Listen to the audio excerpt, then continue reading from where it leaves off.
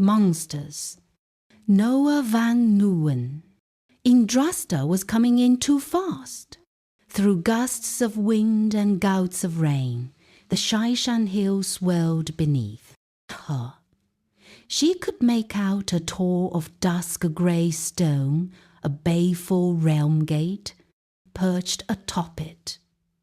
A midnight black battle line of storm-cast Eternals held back the horrors pouring from the portal's dismal spelllight.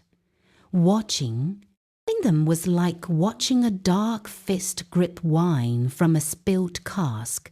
The gibbering tide leaked through the battle line's fingers, running over its hands. Yndrasta grimaced. The anvils of the Heldenhammer needed her. They needed her now. She tucked her wings, tightened her approach, ignoring her speed. Wind buffeted her. Rain pelted her Sigmarite warplate like barbarian arrows. Off her flank, the Knight Venator and his flight of prosecutors chased to keep up. They were anvils of the Heldenhammer too, dark-hearted and sombre, stormcast like Yndrasta, but only half-willing allies, pulled into her hunt by the force of her will, by the terrible gravity of her legend. They did not fear Yndrasta, for stormcast never feared. But they were wary. Before the realm gate, through slashes of rain, a lord of change leered. The capricious Greater Daemon had never been christened in mortal syllables. The shamans called it only the Anomia, the Nameless One. Even the anvils had been reluctant to face the Soul Eater's tricks. To Yndrasta, it was only prey. She was the slayer. She dived. Her allies soared behind her, and their fusillade picked up. Thrice-blessed arrows and storm-called javelins cracked like lightning into the crack-crowded hilltop, hammering back the demonic tide, gabbling pink. Horror split asunder, each ruined, half-morphed into a more diminutive blue daemon, weeping and morose. Then those were obliterated, and then again the things which their death spawned.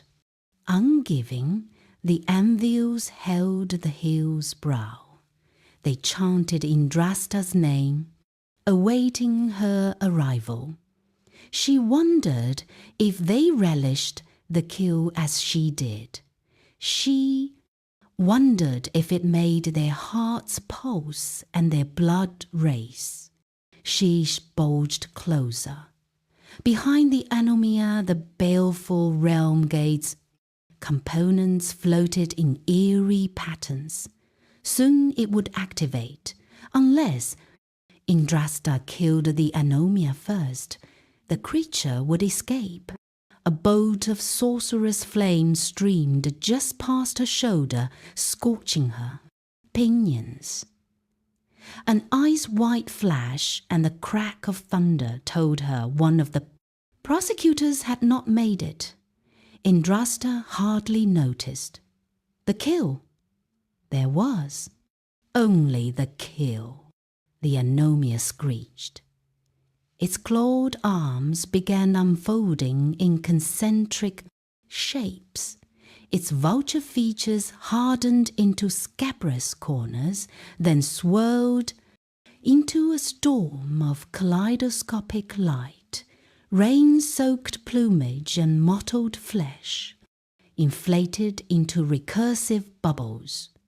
What emerged from the mutative storm was sickening and imponderable. Wings upon wings, eyes upon eyes, discs of bronze and purposeless flame. The sight was ineffable, profound, and pathetic. The anomia was afraid to protect itself. The demon had abandoned its physical form. Now it was harmless and invulnerable. But invulnerability wouldn't stop Yndrasta. She clenched her jaw, sheared left, barely controlling her descent. This gale reeked of malign magic, a cheap and clever defense. She wouldn't get another pass. She wouldn't make it. She landed hard. The maddening visage of the anomia glared down at her from its place on the tor. Yndrasta didn't stop to admire the abomination. Elegant, efficient, she hefted her holy spear Vengavar to her shoulder.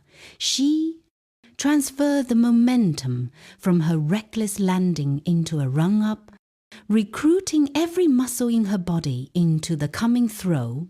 Force passed up the axis of her, from her big toes through her spine to the tips of her fingers. Yndrasta heard the sound of her breath, felt the wind whip it from her lungs. She smelled the shisham petrichor in the rain, reeking of death, and relished its taste on her lips. From the storm-cast battle line, orders were given to withdraw. The warriors pounded back, step by step, making way, but not for the demons. They chanted Yndrasta's many epithets, awaited her killing blow, and Yndrasta's throw was perfect. Then Gavar, sister in steel to the god King's own Gal Maraz, flew. The glistering weapon whistled through the storm, shrinking into the anomia's swirling mass, penetrating into its very. Her eyes hollow, her shoulders heaving. Yndrasta scanned the anomia's spectral mass. Then Gavar had disappeared. It did not return. She had missed, or Thengavar had missed. The concept felt so unreal, Yndrasta wasn't even sure how to express it. She drew her rune blade. There would be a time to contemplate the impossibility of what had just happened. First, the anomia. She was the slayer. Yndrasta roared and charged the maddening monstrosity upon the dice. But the ground folded beneath her, and she stumbled. Her wings flapped, but it was like flying through ether. The air was gone, sucked from the hilltop, as if by bellows. A spell trap, Yndrasta realized. Another cheap sorcerer's trick. But it had its effect, and Yndrasta tumbled into the earthen maw which opened beneath her. She plummeted. Somewhere far above her, a sick thing laughed. When the air finally returned, it was useless. Yndrasta barely slowed her descent with a well-timed pulse of her wings. She crashed hard into a pool. Metal clanged on stone. Water doused her. She felt ill, unable to breathe, and ripped the Sigmarite bevel from her war plate. She let it dangle, gasped. The air was cool, crisp. She was alive, and nowhere near her quarry. Yndrasta shouted until she went hoarse. She punched the water's surface, soaking herself again. She had been so close. Right there, on the verge. Water dripping from her drenched features, Yndrasta huffed and quieted, finding some pale source of calmness within her. It was a wretched, futile thing. She felt humiliated, like a hole had been bored through the core of her, and she could not cover it up. She ran her mind over those sanity-curdling moments. The anomia, that monstrosity of flame and wings and geometrically unsound shapes, the universe folding upon itself within the baleful realm gate, Thengavar disappearing, as if it had never even been thrown. She shook her head. The recollections made her feel as if her soul had begun to run. Now she was compromised, half warped. That feeling would fade, so would the humiliation. But Thengavar, Yndrasta battered at the water again. The shaman court had promised. Thengavar could pierce the anomia's wards. Either they were lying or they had been fooled. The fault was not hers. Yndrasta was not perfect, not by any stretch, but she had thrown her spear true. Thengavar did not miss. A black mirror of knee-deep water pooled around her. The mere rippled. With Yndrasta's silvered reflection, she glared at the misshapen image of herself, wondering about what she saw. A long blade of silver hair shaved temples. Her face, snow-pale, high-cheeked, a pair of ugly scars crossing, one eye from brow to jawline. She had been broken so many times.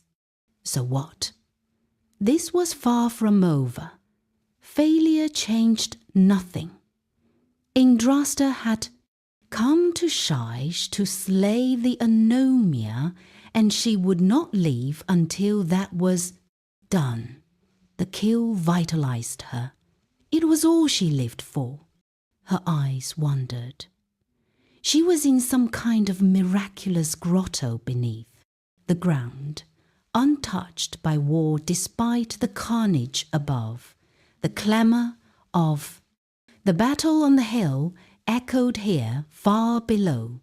She must return, lest the anvils sell their lives for nothing. The Shyish and Storm host made for a gloomy lot, and Yndrasta wouldn't give them more reason to pine over their dark fates and reforged souls, or to spread more rumours of her heartlessness among the Stormcast. She was cruel, yes, but not needlessly so. Yndrasta flexed her wings, preparing to leave, but something stayed her, a feeling. She glanced around. A tree loomed over the water, an ancient willow, its fronds stroking the surface of the void black pool. Dead light gleamed beyond its whips of foliage, illuminating strange pixies in the grotto's air. Yndrasta wrinkled her nose. This place smelled unusual, of death and life everlasting, like the sterile corridors of Sigmar's soul mills and roasted meat. Sigmar, spoke a stranger, his voice gravelly from disuse. Yndrasta turned, her armour creaking with her gentle movement. Beneath the wizened willow, a hulking man-thing hunkered over a guttering flame.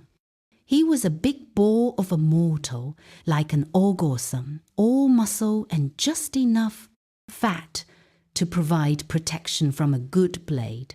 Beside him, a strutted-up pot straddled a small fire, like a canine cauldron in miniature. The mortal stepped from the darkness, glaring.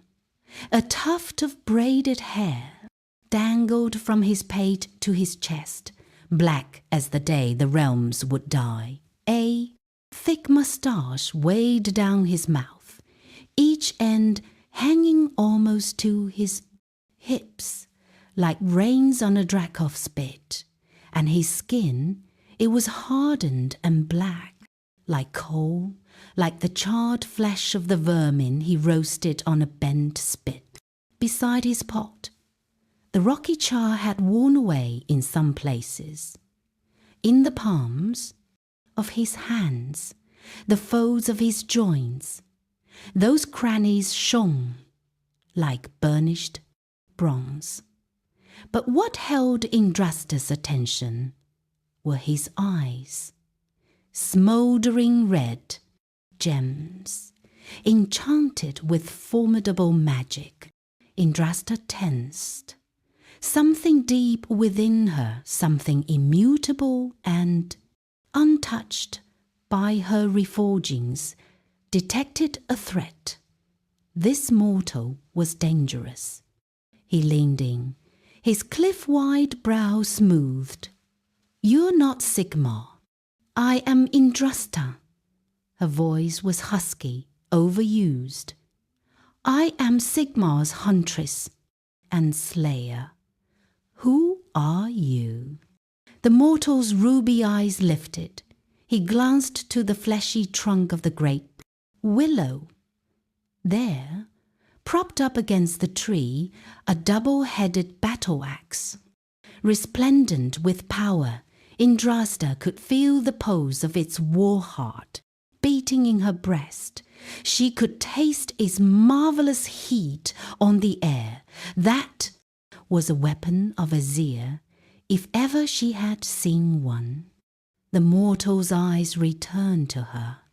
Yndrasta raised her finger. "Don't." The man-thing tumbled towards the axe like an avalanche. Yndrasta ripped her wings through the air. She lurched up, sailing through the willow fronds, and landed gracefully between the stranger and his weapon. He staggered to a halt. Yndrasta's drawn sword prodded into his neck, just beneath those Dracoth reins.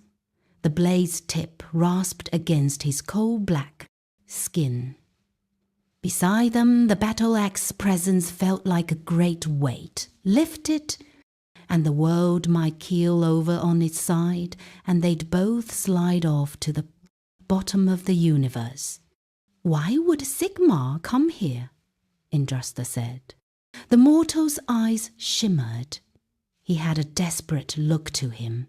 His hands seemed tense, ready to shield himself or gouge out her eyes. Whichever he felt might save his life. Yndrasta thought. "You're a stranger," he said, uneasy. "You burst into my home, armed and mantled like you came to slay god-beasts, but it's only me here.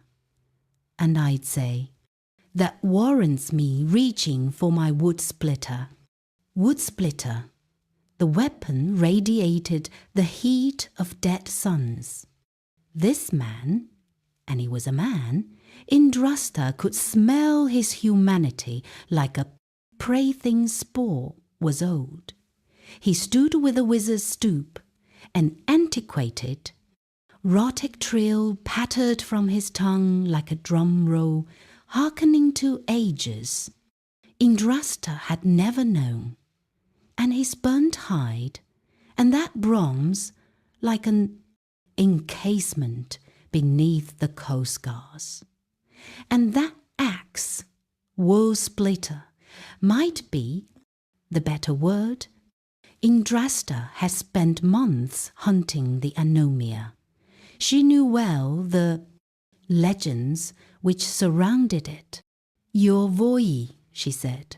The man's scoff was like a volcanic eruption. "No, I'm tired. Go back. Where you came from. Leave me alone." Yndrasta lifted her chin. When Sigmar's pantheon still ruled from Highheim, the gods had champions, mortals who fought in their names. Sigmar chose some fated few to lead them, as he would later choose us. Stormcast. They received his blessings from Grunni the Maker and the God King himself.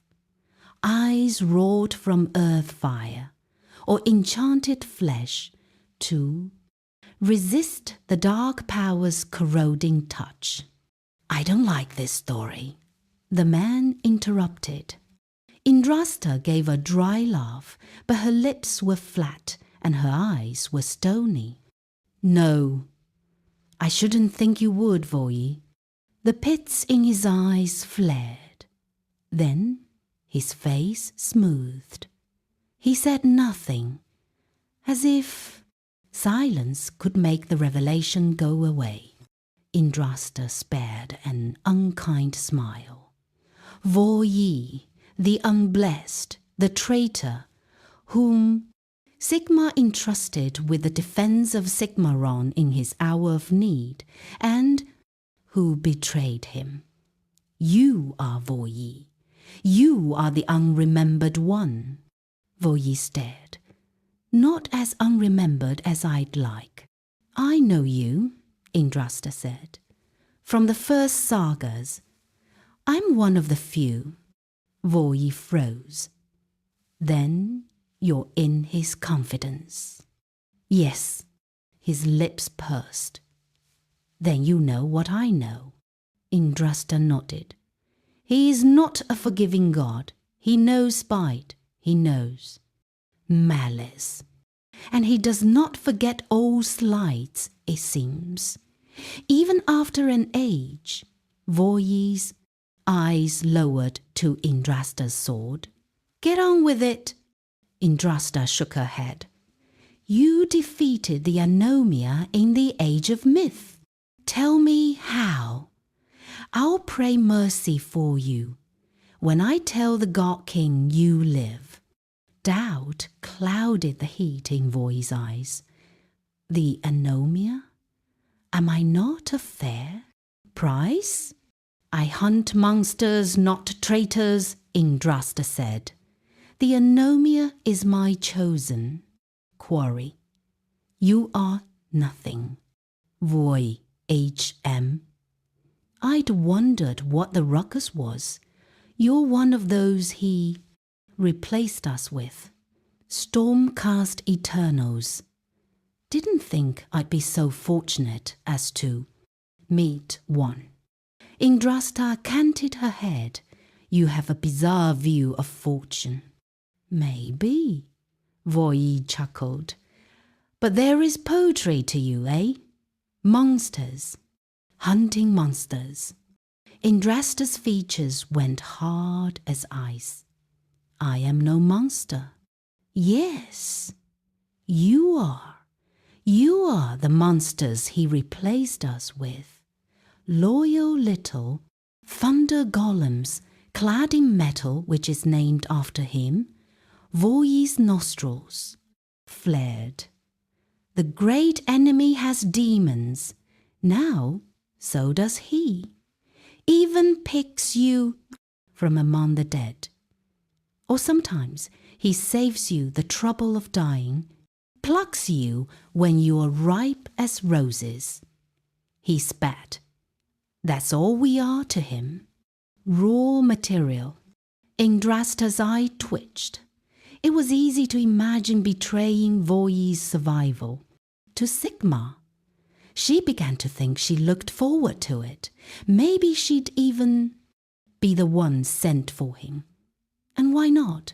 He was human, yes, but he was irksome and a renegade, and even humans could be monsters. Voyi had power in him yet. Yndrasta could sense it, a lingering soul link between him and that axe, warm and tensed, like his mountainous hands. She imagined how a duel between them might look.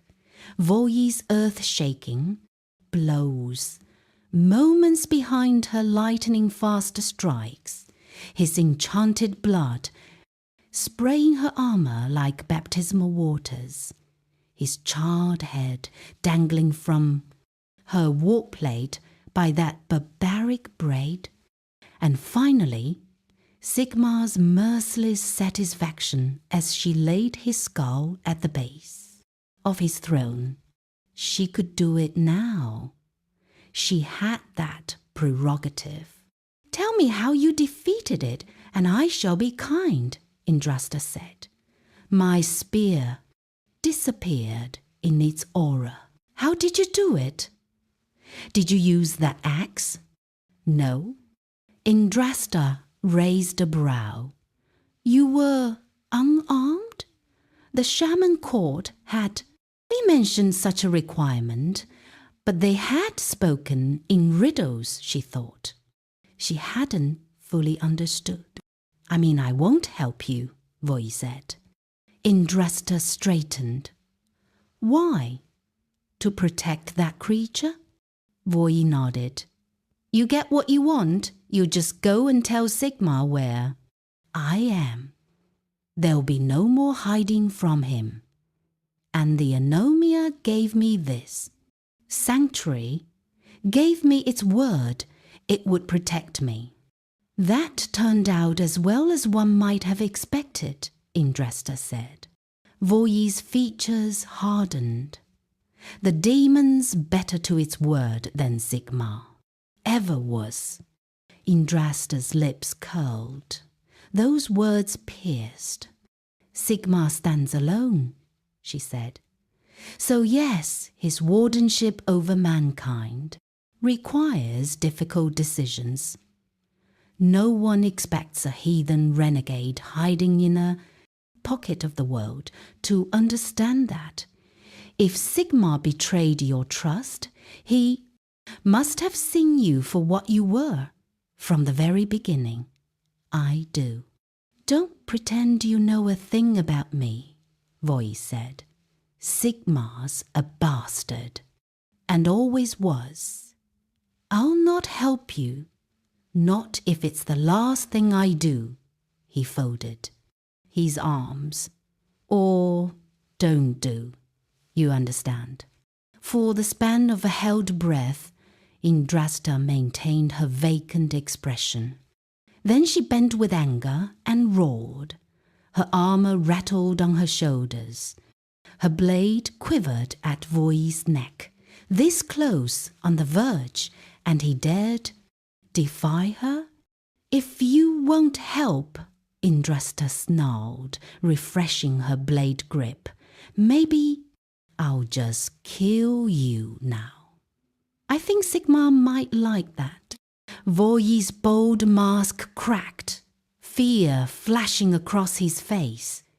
He stumbled, and Yndrasta's blade followed him.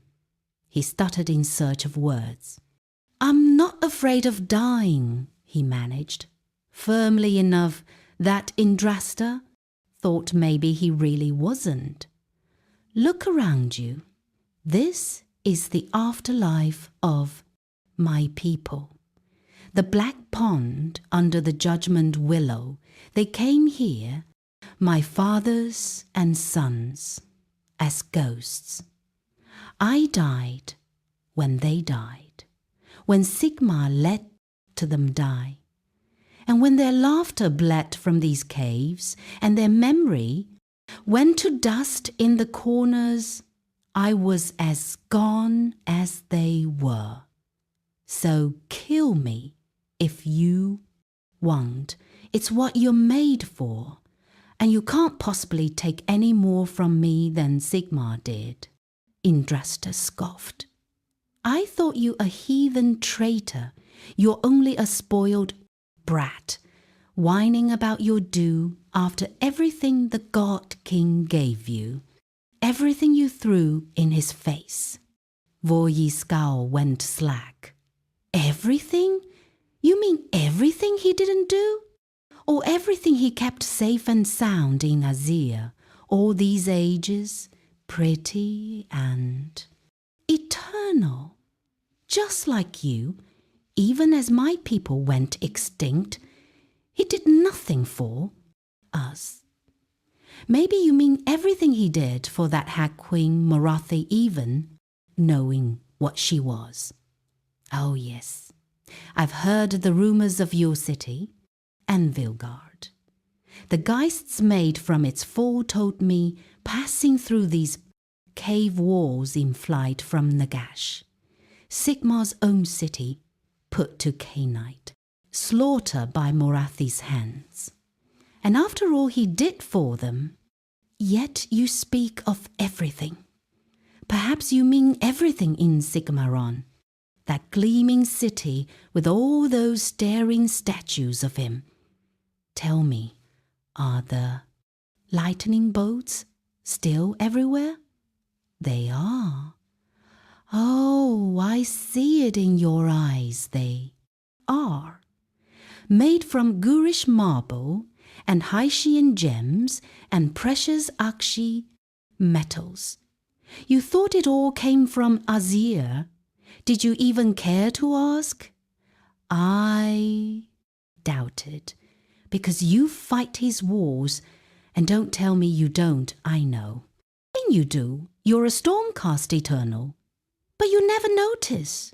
You bring the 10 walls with you, and if they aren't there when you come, they always are when you leave. And as those starving mortals you claim to protect finally die for you, Sigmar's at least good enough to take their souls. He melts them down, recasts them in the shape of himself, just like he does with their treasures. Not subtle. But he never has been. He's a god, and you're his monsters. You didn't know, because how could you? You're too busy preening your angel feathers and polishing your shining armor and prattling of glory. You're too busy barging into old men's homes and waving your sacred swords in their faces. You won't even let me eat my supper. You're so fearsome and noble. I must go hungry to witness you. Voyi's food was burning, the pot overboiled, the flame guttered and spat. Yndrasta cast a gaze across the cavern. She finally saw it for what it was. A cheap refuge, built with odds and ends for a broken man with nowhere to go and no one to love him. Voyi put on a bold face and clad his indignation in sophistry, but he stood with shaking legs and a crooked back. And when Yndrasta had been angry, when she had been angry, fear ran through him like a current of lightning. She threatened a harmless man. Yndrasta sheathed her blade. She had fantasized about setting Voyi's head at Sigmar's feet. He dreamed of eating roasted vermin and slurping soup, boiled with the water of his extinct tribe's afterlife. Go and eat your food, she said. Voyi tromped back to his campfire. Grumbling, not once looking back. Yndrasta walked a long circle around him. Even if he wasn't pathetic, she couldn't kill him, not yet. She must learn the Anomia's weakness. But Voyi, it wasn't going to help, and time was running out.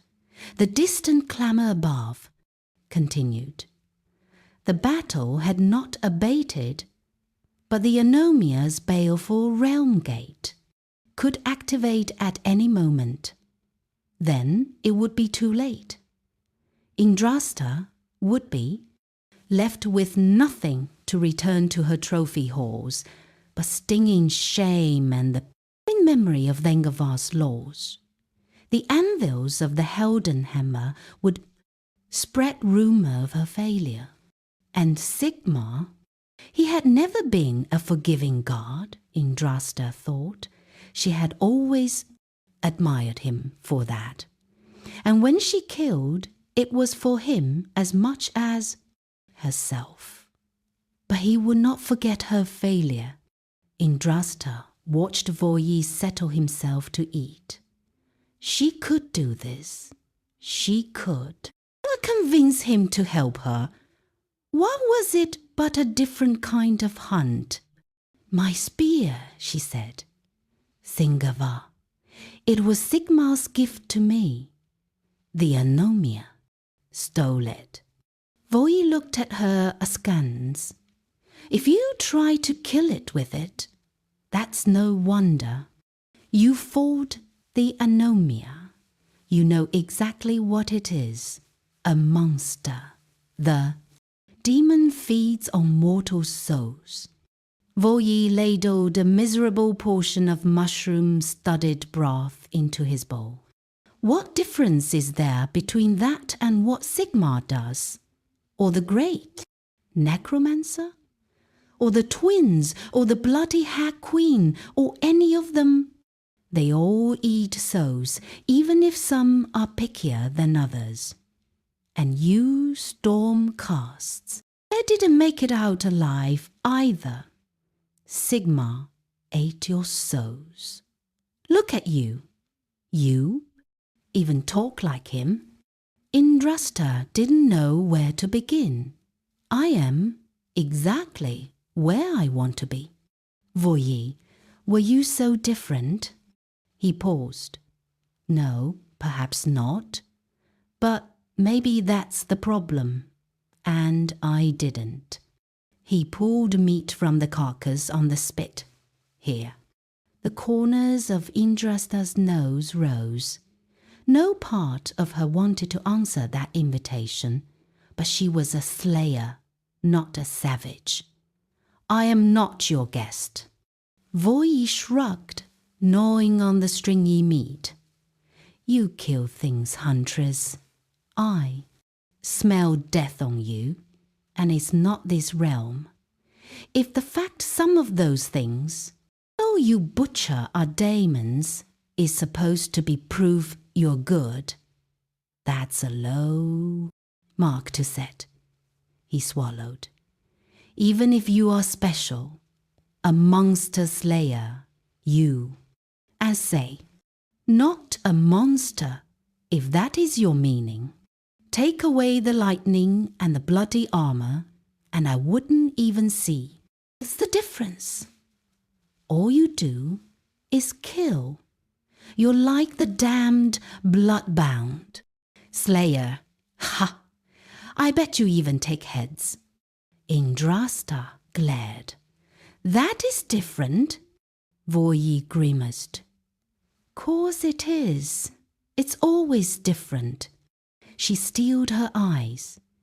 If Voyi thought the Stormcast were monsters, he hadn't seen monsters. Kragnos, she whispered. Voyi fell still. You utter powerful names in dark places. Say his name and he shall appear. You wanted monsters, Yndrasta said. I told you, I hunt monsters. The fact anomia is a minor errand. My true quarry is Kragnos, the end of empires. Her fists closed, her gauntlets hissing against themselves. I will destroy Kragnos. I yearn for it, more than anything in all the realms. Is that the desire of a monster? Voyi darkened. I told you. Monsters hunting monsters. He sighed and continued eating. If you're after Kragnos, Sigmar sent you to do what he could not, and you're a fool for listening. I choose my quarry, Yndrasta said. I am not Sigmar's hound. I do not fetch. He does not send me. Voyi shook his head. Yes, he does. Just by letting you go, he does. You, I think I don't know. I remember what it was like. Without his approval, we're nothing. And it's true. Look what happened to me. You did this to yourself, Yndrasta said. If you ever truly knew him, then you would know his decisions are not without reason. His choices are necessary. His choices are heartless. Yes, Yndrasta's jaw was iron. When they have to be, when needs must, our wars are different than yours were. To save one life, sometimes 1,000 must perish. Sometimes that is the best that can be done. Vo Yi tossed the remnants of his bowl into a patch of moss. He stared. After a long breath, he nodded. Maybe. He rose and pushed through the fronds towards his axe. But have you ever... Yndrasta moved. A gust kicked up, and her Sigmarite shod boots padded to the earth. She was between Vo Yi and his axe again, her blade back at his neck. Vo Yi lowered his bow to a pile of miserable effects. Easy. Tidying. No. More. Yndrasta scanting. She sheathed her blade. You're wrong about him. Maybe that's why you were fool enough to betray him. I didn't betray him, Vo Yi said. He took Yndrasta in, head to toes, contemplating her. I've never sensed power like yours, nor purpose, not in all my time in the heavens, not in all my time in the earth. Finally, they were getting somewhere. Power alone will not defeat the anomia, Yndrasta said. How, Vo Yi? How did you bind it? Vo Yi considered. Not with power. I only have shreds left of what Sigmar gave me. Hardly enough to use it willy-nilly. But I could beat the anomia again if I had to. His forehead crinkled and crunched. It's a secret. But once you know, it's easy. Tell me, Yndrasta said. In return, I can help you. I do not know what my pleas are worth to him, but I will beg his mercy. Vo Yi whiffled. And you said you knew him. Tell me, huntress, what? Mercy is a traitor due. Yndrasta's features grew frosty. I've a better idea, Vo Yi said. Keep this place and my survival a secret, and I'll help. He extended his hand. Whatever is spoken of me, I'm a man, of my word. What are you? Yndrasta glared at his burned fingers. What was the worth of a traitor's word? And would she be any better than him to conceal his survival from Sigmar? Sigmar still craved vengeance against Vo Yi. He did not speak of him, and he had struck his name from the chronicles, but he had not forgotten. Few knew the God King's will as well as Yndrasta.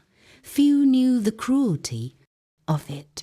I cannot lie to the God King, Yndrasta said. Not for you. Pain still real. He withdrew his hand. Want to know what I did? He asked. I hit him. Sigmar told me he would not save my people, and I hit him. He would not even look me in the eyes. As he said it, I hit him in the back of his fat, divine head. He raised his bald fist, showing it to Yndrasta. We must reinforce our allies in Ugu, Sigmar told me. Bloody-handed Morathi and that black-heart Malarion. Can you believe it? Look what he got for it, Voyi huffed. I struck Sigmar, little as it meant. Then I stole what I thought would save my people, and I left. His eyes flitted to the great axe. It wasn't enough. Maybe I am a spoilt brat, huntress. Maybe I wanted too much. Not everyone gets what they deserve. But I hope Sigmar does, and I hope you do too. Yndrasta averted her eyes. I did not come for this. No, you came for the anomia.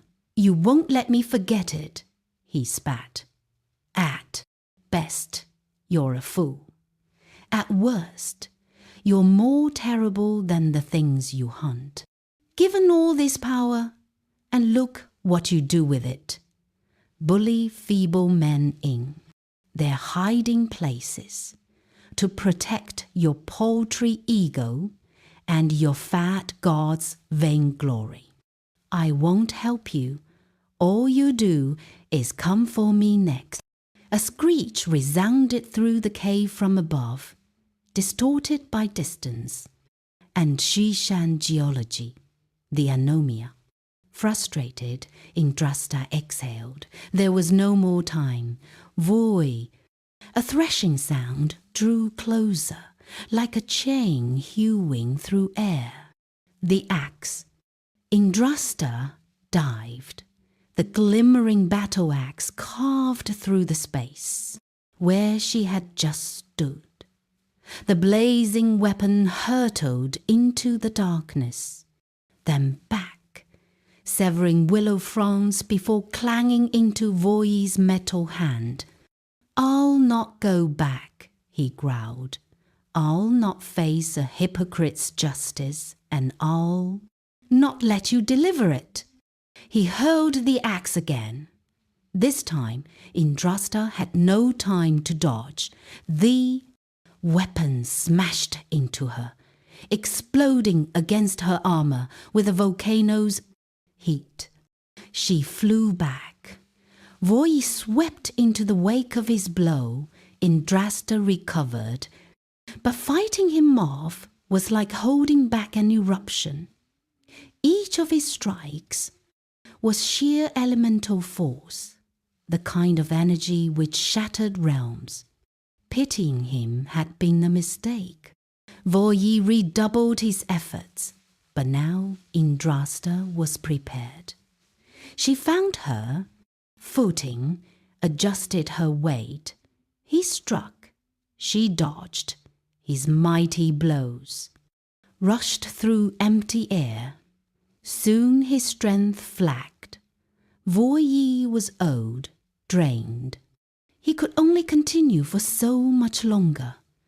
Breathing hard, he withdrew and cocked his shoulder, telegraphing another throw.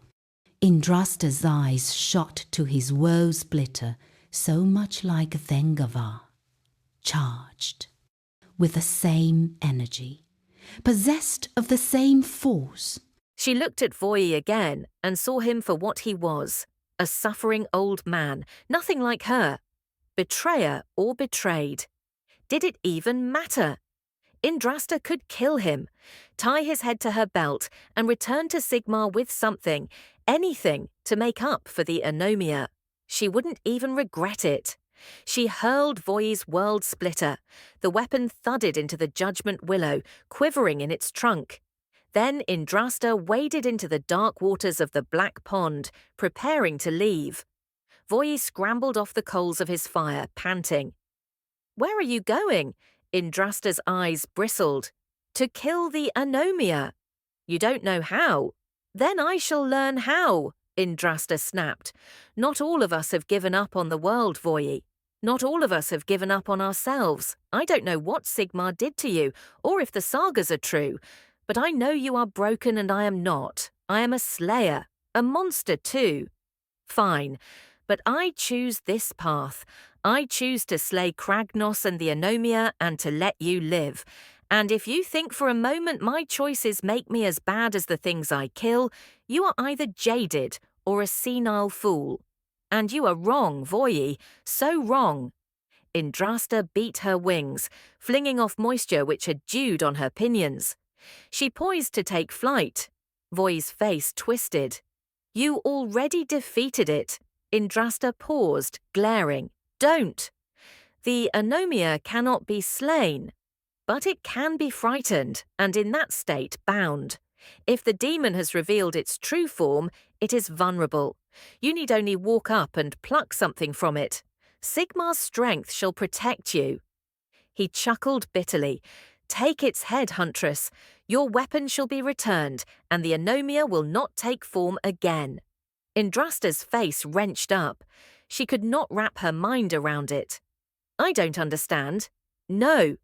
It is a paradox, a contradiction, as it is meant to be.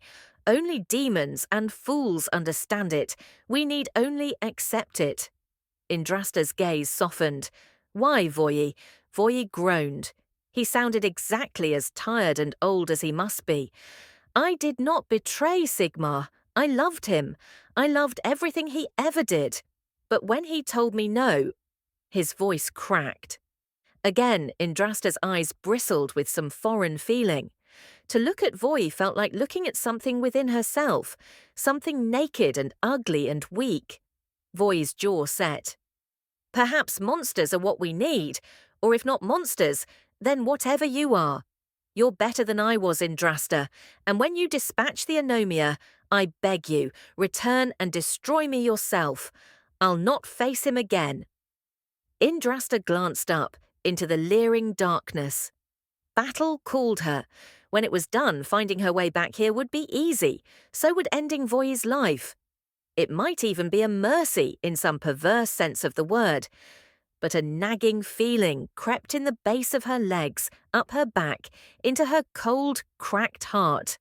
A kind of irresolute doubt, pulling at the very substance of her. Pity, or maybe some kinder version of that sentiment. Yndrasta had never lied to Sigmar before. The God King trusted her. Maybe that would make doing it this once easier. Rest, Voyi, Yndrasta said. There are no monsters here. She beat her wings, hurtling into the darkness in search of nightmares to slay.